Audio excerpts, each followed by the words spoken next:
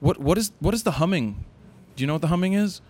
Yeah, we have a bunch of servers back there holding terabytes and terabytes of video clips. Do you have them redundant around the world? We do, yep. So we'll bring the clips in here first, and then they'll replicate on CDNs. And I think right now we're using Amazon, and Amazon then has POPs all over the world. So that just means that people can download things quicker wherever they're at. Exactly right. So if you're pulling something from Amsterdam or Beijing, actually, I don't know about Beijing, but if you're pulling something from Amsterdam or, call it France, they're going to be two different POPs, whatever's closest to you, so you get fast speeds. Now, do you use Pied Piper to shrink your stuff? Yeah, we're a big fan of the middle out compression algorithm. Yeah, of course. Oh, I loved it. Man, do you love the show? I do. Though I will say this, I think season 2 has become a lot less entertaining and a lot more kind of like dramatic. Yeah, so for anybody that doesn't know, we're talking about Silicon Valley on HBO, and you live that life, except not in Silicon Valley. Yep. But no, I agree with you. Season 1 was awesome because you get your first season, you get it all right. You have nothing else to lose. And then now you have to get season 2 and get it right. Hopefully season 3 comes back and is much better. Yeah, it kind of felt like on season 1, they started just attacking all the great tech stereotypes. And, they were spot on. Yeah. Once they kind of started running out of the obvious material, it seems like they started trying to find a narrative, and that's all good. But I think you have to have both. Right. I think that self-effacing humor was really fun, and they need to bring it back. Right. So what I was thinking is, I know you have funding. The company has funding. When you're pitching, is it similar to what we've seen on TV? So do you pull your pants down like Erlich Bachman? Yeah. You literally walk in there and I think Erlich walked in and put his nuts on the table. Yeah. I've never done that. My lawyers advised against that. You're like, no nuts on the table? I know, what is this? It's 2015. You should be able to put your nuts on the table. And they said, no, you can't do that. So, no, I think there's a big difference between West Coast and East Coast. Yeah. So our backers are all East Coast based. And some of the stereotypes that you see in the show, I think maybe do actually happen on the West Coast, but I've never been privy to them. Right. Yeah. It's got to be interesting though, going for something like that. So talk about the beginning, the origins. On the website, it talks about, under the About section, is that you basically went on a year journey. That's right. What'd the family say? What'd family and friends say about that? Well, I think this is where I was really fortunate, because I had a family that probably thought I was nuts for wanting to take a year off between high school and college, but B, was supportive. And so I was working on this small little show in high school where we'd go out and interview interesting people. People like Arnold Schwarzenegger, somehow convinced them to sit down and give us a one-on-one interview, getting advice for teens. Where do you go to college? What do you study? What do you do for internships? And the problem was, the advice was good, the production value was shit, right? It was basically, we didn't have the music, we didn't have the sound effects, we didn't have the aerial flyovers, all the establishing shots. So it was this really boring show.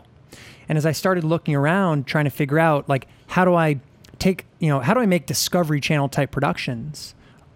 The answer was I couldn't, because I didn't have the budget. Right. And so to me, that was, a bummer, but an opportunity. And so I figured, hey, this was, by the way, 2003. So that was early, but I figured, there was going to be more independent video makers like myself as cameras got cheaper, computers got more powerful, bandwidth got, more, ubiquitous. And so that was it. It was all, my market research was kind of a sample of one. I decided, hey, if I need this, other people are going to need it.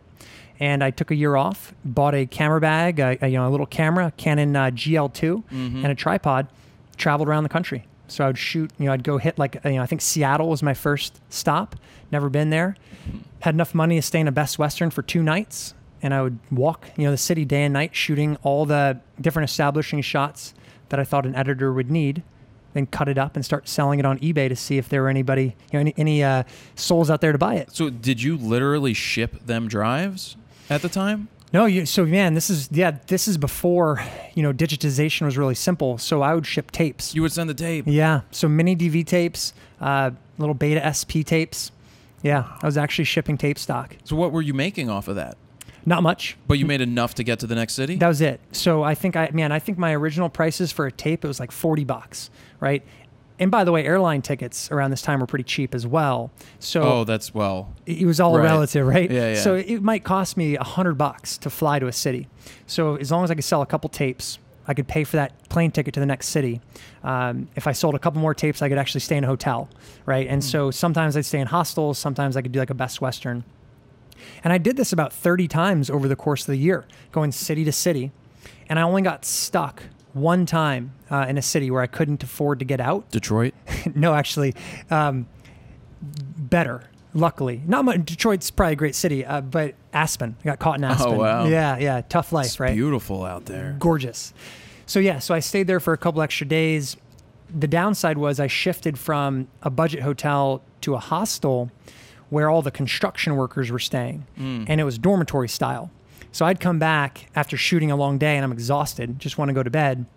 I'm not 21 by this time, by the way. And all these guys would come back like 2, 3 in the morning, hammered, like screaming, yelling, hooting, hollering. And I was scared out of my mind. So I would like take my camera bag, I'd lock it to the bedpost, spoon it, and it all worked out fine, but it was suboptimal. So that was the idea. It was just travel around. But did you not want to go to college right out of high school? Yeah, I knew I wanted to go to college. I knew I wanted to go to Babson College, to study business. But I wanted to take that year off because I think by the end of high school, I was a little burnt out on being force-fed education, right? Like you don't get to choose what you do in high school. And I've always been one of these individuals that doesn't like being told what to do. I mean, I think that's why entrepreneurship's so alluring, right? Yeah. And so I resented a lot of the classes I had to take. And by the end of high school, I was burned out. And I was worried that if I went straight into college, I might carry some of that resentment into the college, world. So I took this year off and I grew up quite a bit, right? Had a chance to like live on my own, make my own decisions, and ultimately make the personal decision to go back to college. And then I had a whole new perspective.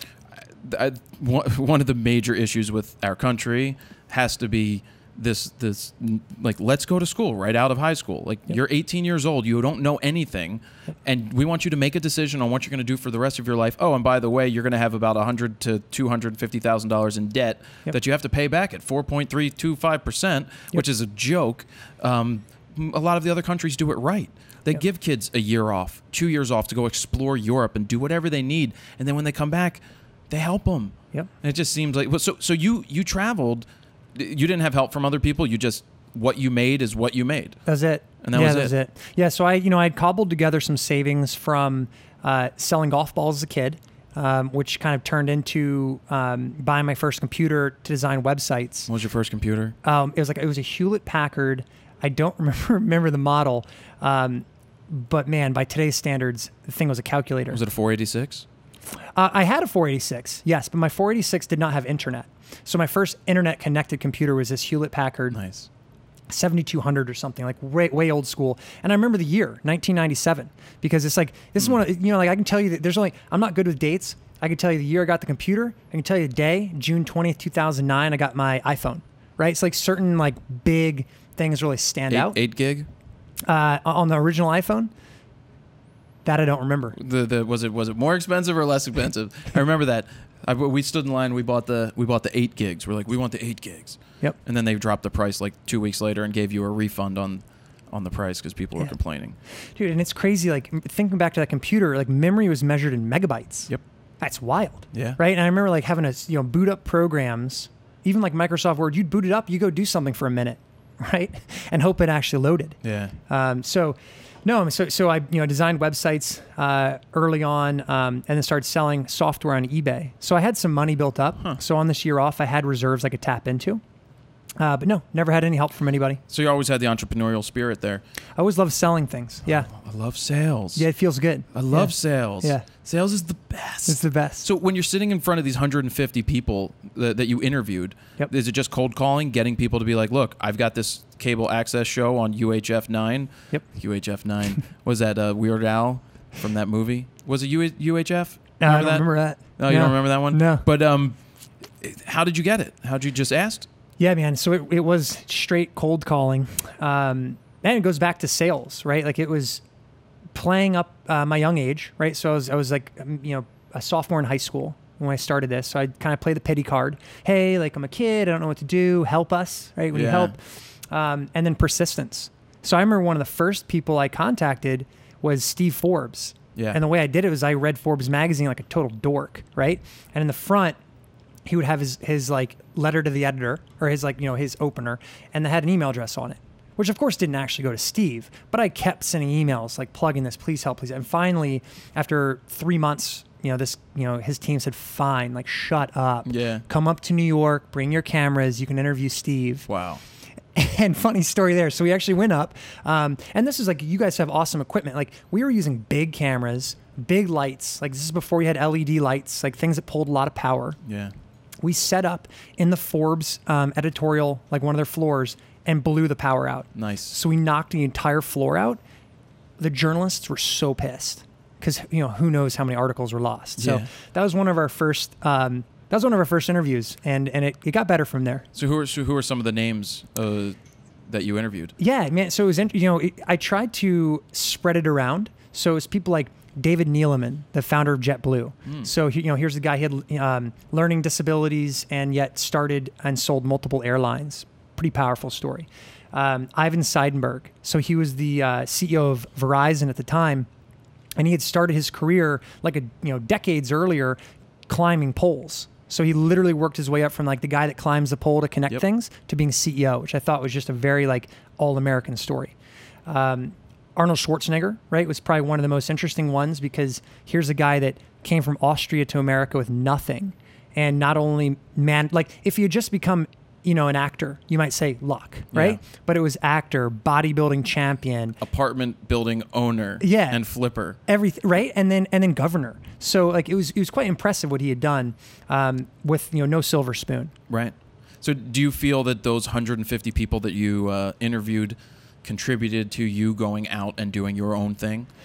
Absolutely. Yeah, absolutely. Because the advice was all, if you had to boil it down, one of the consistent themes was, look, we all came from different backgrounds. Some of us better off than others, but you can do anything you put your mind to, right? That if you're actually passionate about something and you give it enough time and energy, you can do it. Like there was nothing special about any of these people, which is what I learned. And that's one of the things that a lot of people don't realize is that it's hard work, persistence. Sometimes you get lucky, but you had to be good to get lucky, and it just keep at it. So tell us how you evolved into VideoBlocks. Yep. So I took that year off, traveled all over, and by the end realized, there's something to this. Like I think there's actually going to be a business here. So let me go learn more about business.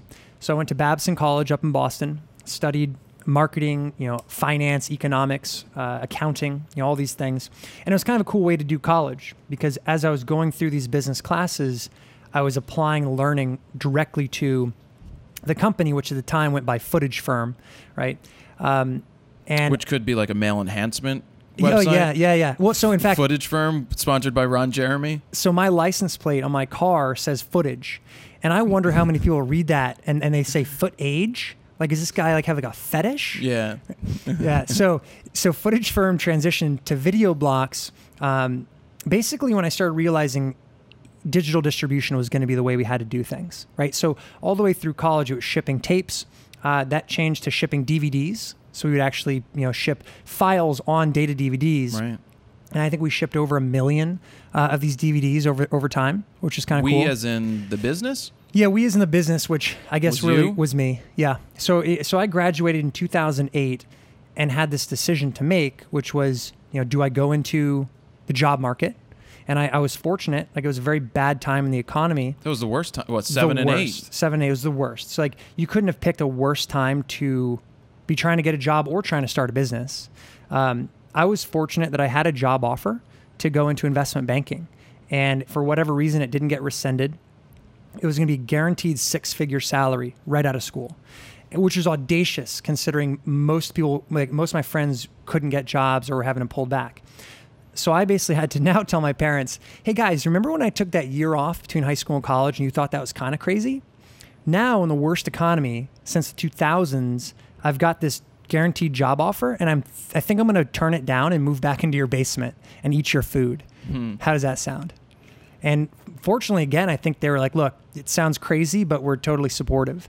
And that's the way it went. Well, it's like Branson. When you read up on Branson, how he's like, I want to drop out of school. 14 years old. Yep. It's like, I just want to start this company. Yep. And his parents, for whatever reason, were like, okay, because school didn't work for him. Yep. He just wanted to work. He wanted to build something. Yep. So that's awesome. So you're shipping a million DVDs? A million DVDs. How were they finding you in 2008? So online marketing was something that I guess out of necessity got pretty good at. It was PPC stuff back then? It was a lot of email marketing. So yes, PPC was there, but email marketing, like finding groups that had relevant email lists and sending an offer that someone couldn't refuse. And basically, it was like, hey, here's a DVD of content worth $10,000. It's content from all over the country, right? So it was a combination of all these things I had shot.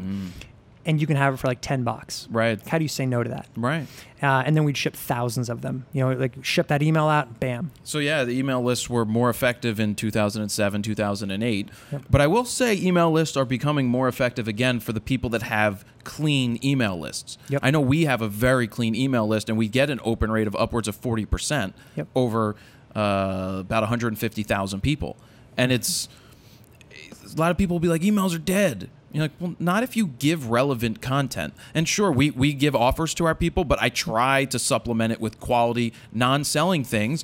But honestly, your email list is one of the strongest connections you can have because it's your list. It's your connection to your people. It's not Facebook. It's not YouTube. It's nothing else. It's yours. No, look, it's funny. I think that whole the whole idea that email is dead is the biggest misconception, because what's the first thing you do every morning when you wake up and roll over and grab your iPhone? Right? Our age demographic does that. Yeah. The younger age demographic probably goes on Snapchat and Instagram and does all of that. Yep. Which is evolving. Screw those guys. Oh, yeah. Damn kids and your Snapchats. No, look, I think look, there's a lot of attention paid to social media, but emails still got, it's very relevant. It's still got a place. And so you transition from how did the transition happen from DVDs to the digital distribution? Yep. So, I graduated from college, declined the job offer, moved into my parents' basement, and for the first time didn't have, social, didn't have like fraternity to worry about, didn't have grades and classes and all these things. So I sat back and looked long term. So like, for this to turn, go from being a nice lifestyle business, which supports me and I could do this, forever, into an actual company, we need to get with the times. And that meant having a digital distribution. And you keep saying we. Yeah, so that's true. Were there more people? No, because I do that. I do the same thing. Because when people ask, because it sounds less pretentious to say we. Yeah. Right? I don't love the word feeling? I. Yeah. No, but it's the truth, because it's when people are like, I talk to people, I'm like, we do this, we did this, but no, really, technically, it was That's at true. the beginning. That's but true. I'll give you. I fair heard enough. that. So that's fair, actually. So yeah, it's true. So it basically, I sat down and said, okay, I want to get out of my parents' basement as quickly as possible, and I want to build an actual company, right? Something that's going to have staying power and really have affect change on society in some way. And I realized that DVD distribution was going to die eventually. People are going to want to search, preview, and download their files from a website, and I really liked the subscription-based approach that Netflix used, because I felt like it opened up, right? If you had high enough volume, you could keep prices really low. It opened up this content world to a whole new type of buyer. And really, it was interesting. Footage Firm had been selling to the high-end guys at NBCs and ABCs, and VideoBlocks still does today. Was that all your own content at the time still? At the time it was. Yeah, it was still stuff that I had shot. But, the core focus had going back to the roots, was the indie filmmakers, right? The guys who had aspirations of creating these incredible projects, but not the budgets to afford the footage. So when I thought about, what's the next phase, it was, let's try this subscription thing. Because if we can get that price point low enough and sell enough subscriptions, we can make money as a company. I can make money as a company. No, we works there. And at the same time, the customers can really benefit. So did you build the site yourself? Did you handle all of that? So the original Footage Firm website, I had cobbled together a lot of it. I think by this time in 2009, I met a guy named Neil. And Neil, we actually met on Craigslist looking for a developer. He was local, and he helped me build the original VideoBlocks prototype. Honestly, I think the way it worked was I went to bid it out to some U.S. design firms, and they wanted like $150,000 to build a basic website, which I did not have. And so I used Elance, found a group in India, built the whole thing for $1,600. Wow. And it wasn't great, right? But it was like a framework of what could work, like 80% of the way there. And then Neil came in and helped me fix it. And so we got this thing into a working situation by 2010. And 2010, we basically beta tested VideoBlocks.com to our existing footage firm customers. And we're very pleasantly, validated that people started subscribing. And so, since that time, we now have, a very robust development team. But for a while, it was two of us building this website, one customer service person. Where did you host the files? Man, originally these files were hosted on, I guess it was, it was like one of these free hosting websites, DreamHost. Really? I think we used DreamHost back in the day because they gave you unlimited storage for one low price. Now, they didn't ever expect someone like me to come along and say, and actually go crazy. So eventually we found out that unlimited has a limit, and they bumped us. We moved over to Rackspace, and now we're all cloud based, that's another thing that's crazy. Like building a business back in the day, you had to be able to predict what demand was going to be like to make sure you had the servers, the server power and infrastructure to accommodate, or else you just went down. Right. Now you don't. Yeah. You flip a switch and you add like 10 more racks right there. That's it. Yeah. Virtually. That is cool. So as you're scaling a business, how do you do it? How many employees do you have now? So fast forward to today, we're probably around 55. Wow. All based here in Reston, Virginia. And and it's been this nice, doubling year over year, basically. So 2009, we had one person, just doubled revenue, doubled headcount. And so it's been a very, it's just been a very organic growth, great people, and nothing's falling apart, which is wonderful. Yeah, you don't want that to happen. I hate it when that happens. That's not good. How? So as you're building and growing, how do you find the right employees? How do you give trust to whoever's hiring, or how do you let go of your thing to allow somebody else to drive the ship in one way or another? Yeah, it's a great question. So I think I'm just asking for myself, really. Man, I'll tell you, my first hire was one of the scariest things I'd ever done in business, because I knew how to market products, I knew how to sell things. These were like things I was confident doing. Figuring out how to hire a person scared the shit out of me, right? But it got easier and easier. Like as soon as I hired one great person, and I was like, for that first person, so selective in finding a person who's going to be a good fit. Personally, shared the same vision in building this really cool company. And I think the reason we've been very successful, like if you walk around and talk to our team, they're awesome. They're all super cool, hyper intelligent. And it's because we've never lowered the bar on hiring great people. And I think what that means is everyone here is really amazing in whatever area it is they focus, right? Whether it's content or customer service or, marketing, right? The slogan or the tagline that I use is, we hire people who deserve to have, oversized egos, but don't. And it's just that simple. And so we've also done a pretty good job of having a very, we have a culture here, and we have a set of values that everyone subscribes to. And it's not to say that everyone's the same. Like, we have such diversity in the types of individuals we have here, but everyone shares the exact same goal, for what we're trying to do at this business, which is, provide premium creative content that everybody can afford, right? And be the first and only place a creative has to go when working on a project. Right, and now you have, when did you add VideoBlocks? So great question. So VideoBlocks went live officially 2011, beginning of 2011.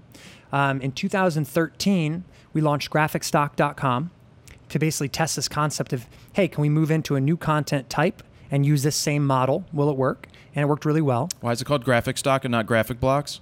I can tell you, actually. We surveyed our customers. And Graphic Stock and VideoBlocks were basically tests in, can you crowdsource the building of a business? So we asked them, first of all, like, would you ever buy a product like this? They said yes. We're like, great. What would you call it? And we had all these different names, and the customers actually voted and chose graphic stock instead of graphic blocks or photo blocks or any of these things. We even had the logo, right? We had all these logos designed on 99 Designs. Customers voted and chose. Color scheme, same situation, and original content. So it's kind of neat. So the answer is the reason graphic stock is the way it is and audio blocks is the way it is because it's how the customers voted. Nice. Yep. So where do you still shoot content? Yeah, I do. So to me, it's a hobby, or a I don't know, or a compulsion. So I took a couple of years off from shooting at one point because I realized, hey, like I should be focusing on building the business, on the management side of things.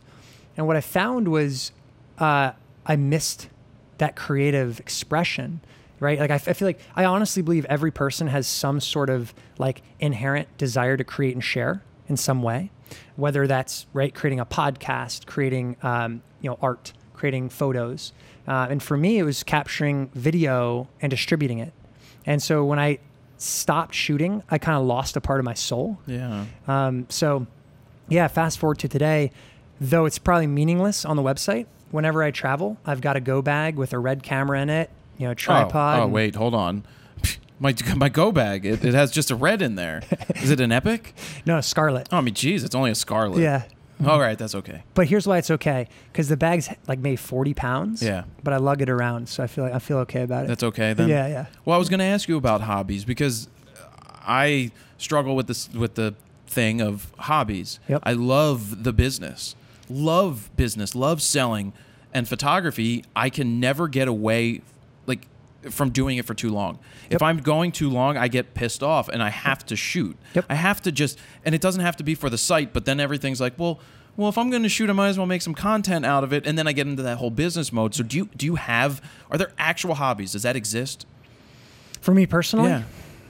I mean, so it's funny. I actively tried to find hobbies. I'm like, maybe stamp collecting or collecting coins, or I loved Hot Wheels as a kid, still love Hot Wheels. But I found that just collecting things, like forcing myself to have a passion, didn't really work. Right. And then it all came back to your point. Like for me, it was videography. Though I will say in the last couple of years, I've gotten a lot more into photography. Oh. Which is something that I had never given enough credit to, right? I kind of looked at photography as backwards compatible with video. Right. I'm like, I'm shooting 30 photos in a second. That's like 30 times harder. And it's not. No, it's not. Right? So what I realized very quickly when I started trying to shoot photo was you've got to capture the entire essence of a scene and get a whole story in one frame. And you can't make up for it in editing. Well, right. You can't fix certain things. Well, oh God. You can make some changes, but with video, we know that a lot of video can be saved when it comes to a great editor. Yeah. And just the sheer fact there's motion in video adds this like visual stimulation that lets you get away with a little extra. Like you can capture a waterfall, the waterfall speaks for itself. Right. But if you're taking a photo of that waterfall, somehow you have to capture the power and the beauty in a still shot, and it's a lot more difficult. Right. So how are you finding new content for both the free side and then the new thing that you launched, the marketplace? Yeah, great question. So VideoBlocks, to your point, now has two libraries. The Unlimited library, which has 115,000 clips and growing. So this is basically like I'd equate it to Netflix originals or Amazon originals, where we are going out finding content that our customers are searching for. So we'll look through the logs and say, hey, we need more footage of Brazil. Oh, I hope you haven't found some of the things we've searched for. Hey, we get 3 million searches a month, and if it's been searched for, like we've looked at it. Oh, you'll know. I'm going to make sure you know that you're going to find our searches. Excellent. Good. I mean, you might find the clips. So the idea is if it's searched for enough, we try to go out and find it, buy it, and put it on the website. So we'll spend, I think we've spent millions of dollars to date actually going out, paying, videographers to buy rights to their content to drop into this library. And then if you're a member, right, you pay your $99 a year, you can download as much as you want from that unlimited library. Go nuts. One of the things our customers were saying to us, it was, hey, we love the unlimited library. For $99 a year, we just have to find 2 clips and we're in the money. right? So we find the value, but we still have to jump over to Shutterstock and Pond 5 and your other competitors when we need something very specific. And so the ask was, could you guys give us a deeper library? And we had this radical concept of, hey, what if we made a marketplace where you have to be a member to access it, right? But if you're a member and you've paid your $99, then we don't need to make money off of every purchase in that marketplace. So let's give all the money back to the creators, right? That was radical because, you know, you look at a company like Shutterstock, and this is kind of industry average, they keep 70% of every sale. So if you upload a bunch of video, someone buys it, they keep 70%, give you 30%. Right. So we said, well, that's interesting. If we let the contributor keep 100% of the money, we could actually drop the price of those video clips by 40%.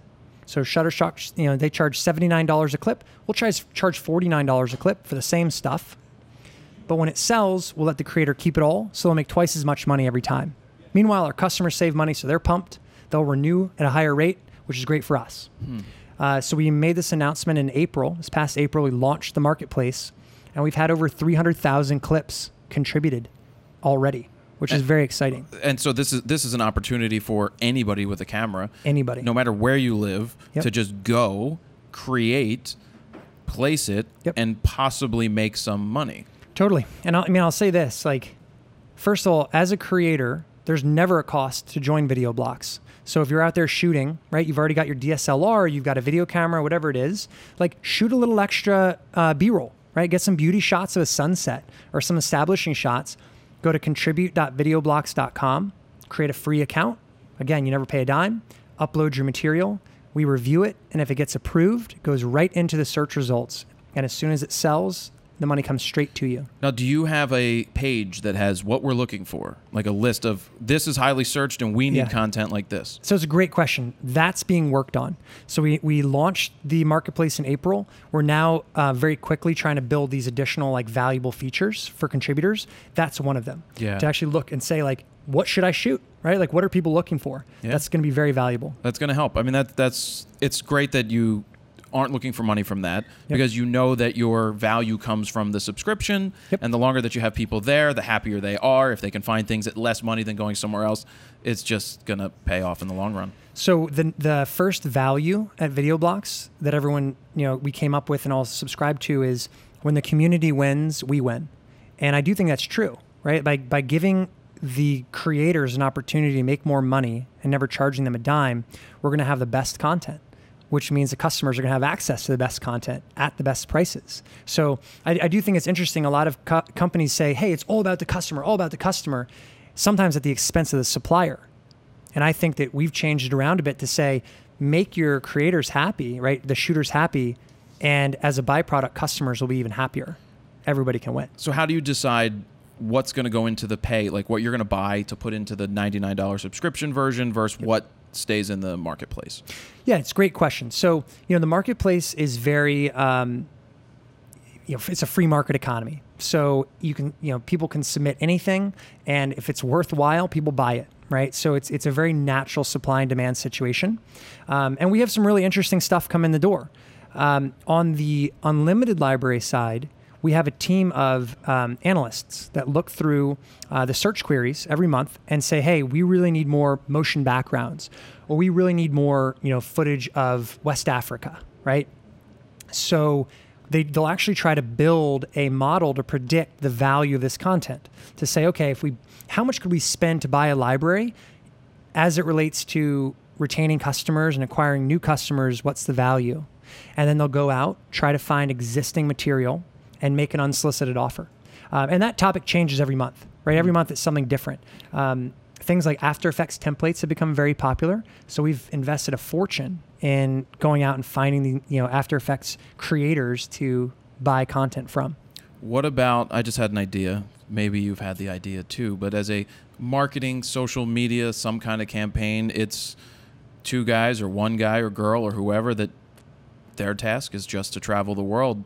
You do that, you get them out there, people can follow along with the content that they're making. And so not only do you get the story aspect of following them, I shouldn't tell you this. I shouldn't tell you this. I should do it. No, I should. But you get the By the picture. way, you should do it, and you could be. We would love to tell your story. Well, I'll show you something that nobody has seen except for the two. Well, Steven's seen it. Well, Steven was there in the Grand Canyon. We'll show you some stuff. Yep. Oh, you should see some of this footage that we got of the Grand Canyon. Yeah. Ooh. Well, I saw the photos on your website. Yeah. And so this is where, if I didn't have to play the role of CEO, I'll be honest, like, I own an RV and I take that RV all over the country shooting. I would do it full time. Well, we should connect you with the adventure-driven people. Be amazing. Because they put the excursions together. They do Baja. Yeah. They stay on some private beach down there, and then they have the Grand Canyon, and they're even doing an Alaska one where they take you out to Alaska. And it's more glamping. I like glamping. It's fine. Hard shell camping. Yeah. It's all good. Sounds good to me. Yeah. So anything you want to leave people with about what's the future? What do you envision? What's the plan? Yeah. So the exact plan that you tell the board when you walk in there. So I think that the plan we tell the board is the same thing we tell the employees and the same thing we tell the community, which is we want VideoBlocks to become the first place a creator goes when they start a project, right? Like here's a sequence.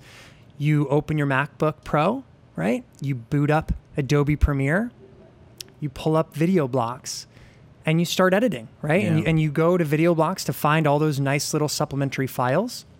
It'll never replace your narrative. It's never going to be as good as, It's glue. It's glue. That's it, right? Like you want to have a nice time lapse, rising, sun rising over New York City.